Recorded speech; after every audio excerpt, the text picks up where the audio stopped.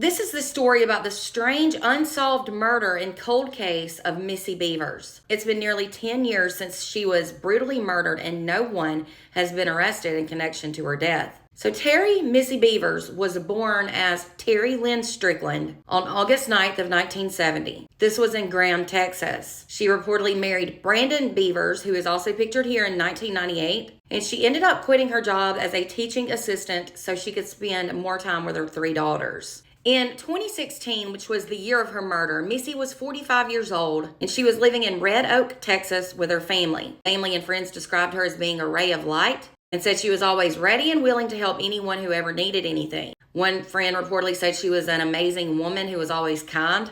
And her husband, Brandon, said that she was passionate about helping people change their lives through fitness and changing people's attitudes about themselves regarding their bodies and abilities. So the fact that Missy was described as such a wonderful person and kind soul makes her murder even more confusing and perplexing. Who would have wanted her dead? Did they target her? Why? So the day of her murder was on April 18th of 2016. It was super early in the morning when Missy was getting ready to teach a Camp Gladiator course. This was at the Creekside Church of Christ. She was a fitness instructor. Reportedly, this is a fitness group that focuses on full body workouts and nutrition coaching, and many groups would practice outside of churches. Missy often taught the course in the parking lot of the church, but on this particular day, it was really rainy. So she decided to do the course inside the church instead. The night before her murder, she reportedly posted this on Facebook saying, "If it's raining, we're still training." She told her students to meet her inside the church the next morning if it was raining. When students arrived to the fitness class, though, they reportedly found Missy on the ground with puncture wounds to her head and her chest. They immediately called 911, but it was too late to save her. She was unfortunately pronounced deceased at the scene. Her murder was the first murder in this town in over 7 years, so police thought this was definitely not just some sort of random act of violence. So luckily, the church had surveillance footage and police quickly got that and looked for clues. Video showed that someone had broken into that church that morning at around 3:50 a.m. The person was wearing SWAT-like gear, maybe to impersonate a police officer. The person was reportedly carrying a hammer and wearing a helmet. Missy got to the church about 30 minutes later at around 4:18 a.m., but no confrontation or fight or anything was ever captured on video.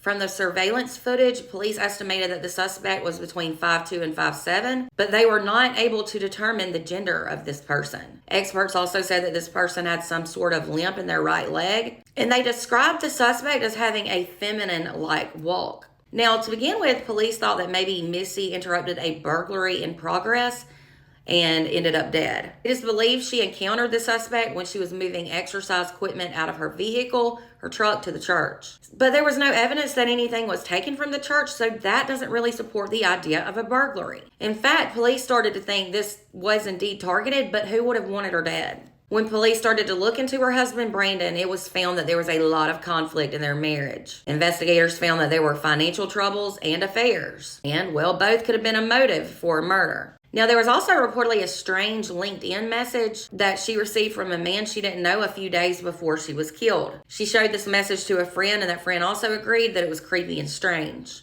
Police ended up confronting a person of interest who had been talking to Missy through LinkedIn starting in January of 2016, that same year, up until she died. The messages ended up turning flirtatious and familiar, and some had been deleted, but authorities were able to recover that data. Now, something else that is strange about this case, about 4 days after she died, her father-in-law, Randy Beavers, reportedly brought what looked to be a bloody shirt of some sort to a laundromat to have it cleaned. He allegedly told the employee there that it was dog blood. This is the receipt from the laundromat. Now, testing on the shirt did indeed confirm it was animal blood, but rumors still spread that Randy, the father-in-law, was the culprit in the murder and that his son, Brandon, her husband, was involved. And Randy, the father-in-law, was also said to have had a similar build as the suspect, and so that definitely caused rumors to spread as well. But both he and his son Brandon, who was her husband, both had alibis for that morning. Randy, the father-in-law, was reportedly traveling to California, and Brandon, the husband, was traveling to Mississippi for a fishing trip. Now, another thing is this. On the day of Missy's death, a light-colored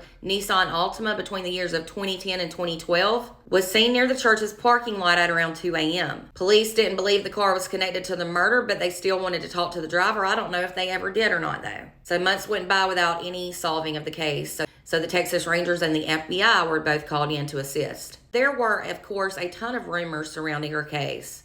One woman was reportedly targeted with rumors saying that she was a suspect to get revenge because her husband, who was a co-worker from Camp Gladiator, paid too much attention to Missy. That woman also had a similar bill to the suspect in the video. These rumors were mostly told online, and eventually law enforcement had to address these rumors, and she was cleared. Others have speculated that her husband hired someone to kill her. Some people have thought that a jealous affair partner took revenge because, well, there were indeed affairs in their marriage. The Missy Bevers case is still a troubling case to this day because it's one of the rare occurrences where we likely have a suspect on video, but the case still can't be solved. Who killed Missy and why did they want her dead? Had you ever heard of this case before? Let me know your thoughts in the comments. For more true crime and cold cases, be sure to follow and subscribe over on YouTube.